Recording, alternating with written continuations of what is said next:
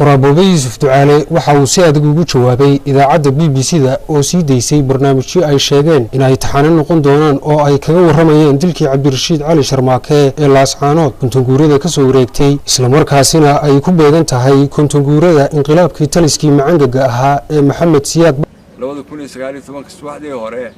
waxaan ku waabiristay barnaamijyadii BBC-da oo balaysnay barnaamij ay ku sheegeen inuu taxanan noqon doono ay kaga sheekeynayaan ma fahmin labada laakiin tii codku wuxuu dhacay kontonguuradii dilkii Cabdirashiid Cali Sharmaake ee Laascaanood 15 Oktoobar 1969 haddana isla waxay ku beegan tahay kontonguurada inqilaabkii nidaamkii Maxamed Siyaad Barre geerida dabadeed uu ku qabsaday dalka iyagoo waxoogaa hordhaca sameynaya codkii Maxamed Siyaad Barre dhowr goor soo geliyeen dhacdooyinka xuseen waxa kamid ah qoristii af Soomaaliga dagaalkii Itoobiya iyo Soomaaliya waxa uu qoraaboobe Yuusuf Ducaale idaacadda BBC-da laanteeda af Soomaaliga uu ku dhaliilay in ay gebi ahaanba meesha ay ka saareen duqeyntii Hargeysa uu u geystay taliskii macangaga ahaa ee Maxamed Siyaad Barre waxaana kamid ahaa hadaladiisii qodobka yare ugu dambeeyay oo aan isleeyay maraa uu ku yaraa meesha wuxuu ahaa duqeyntii Hargeysana kaligeed uma noqon karto astaan halgankii hubaysnaa ee ballaadhnaa ee dib u xoreynta qaran ee sanad horteedka ahayd ee socday sida tooska u socday 6 Abriil ilaa February bilowgeedii 1991 waa 10 sanadood waxa ka horeeyay ilaa maalintii la israacay 1 July 1960 dadku waxbuu tabanayay dadku cabanayay dadka si nafsiyana waa loo duleeyay si walo kastaba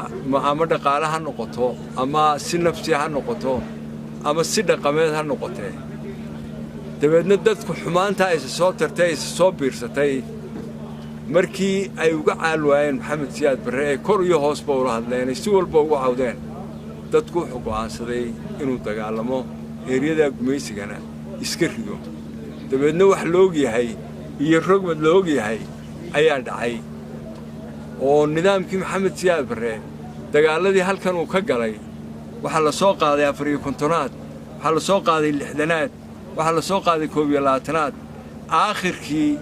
maalmihii dagaalku dhamaanayay 77aad oo ahaa ciidankii uu isku ilaalinay magaalada Muqdisho ayaa halkan yimid halkan rogmadkaas ka dhacay intaasoo 100,000 baa dhimatay intaasoo hantiya burburtay intaasoo qaxootiya dhacday dabeedna wixii in lagu soo ururiyo iyo duqeyntii Hargeysa mid caqli gal ah ma noqonayso wixii halkan ka dhacay dokumentiga ama sugantida asaasiga ee SNM ee barnaamij leh ee dastuur leh ee warbixin leh ayay ku xusan tahay waqti aan fogeyna dadka waan la wadaagi doonaa geesta kale waxa ay ku beegan tahay maanta 17 Oktoobar 35 guurada ka soo wareegtay xuska maalinta shuhadada SNM kuna beegnay 17 Oktoobar 1984 qoraaboobe Yuusuf Ducaale ayaa ka waramay sooyaalka taariikhda shuhadada SNM iyo halgankii loo soo maray qarankani waxaanu Ilaahay uga baryay in uu naxariistiisa ka waraabiyo intii ku shahiiday halgankaasi nidaamkaasi holinayay ama uu islahaa Hargeysa geli kari maayana halkan ku mashquul maalinta labada dagaal baa dhacay kana dagaalka dhabarkan uu naqaanay kana dagaalka tooska ah ee ciidamadii nidaamkii Maxamed Siyaad Barre ayay ahaayeen waxa ku shahiiday isugeyn ilaa 59 mujaahid ayaa shahiiday